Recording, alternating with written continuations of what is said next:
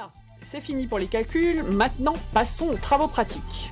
Étape 2, notez les repères. Prenez votre mètre et un crayon, et faites une marque sur votre mur à cette distance de votre encadrement. De notre côté, nous positionnons une marque à 11,5 cm. Faites-le juste d'un côté, cela suffit. Maintenant que ces deux marques ont été tracées, prenez votre niveau à bulle. Le but du jeu va être de tracer deux traits qui vont se croiser. Le premier trait est un trait vertical qui passe par la marque horizontale qui se situe à 11,5 cm à droite de l'encadrement dans notre exemple. Prenez bien soin de positionner votre niveau à bulle correctement, de manière à coincer la bulle au milieu. Et faites un trait d'environ 5 à 10 cm au-dessus et en dessous de votre deuxième marque, celle de la hauteur.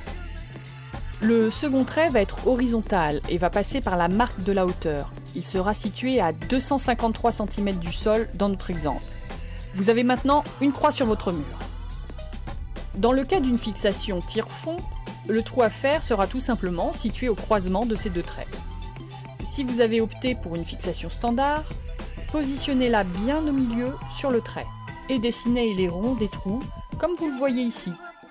Vous pouvez faire une marque en son milieu pour être sûr de bien la positionner en hauteur.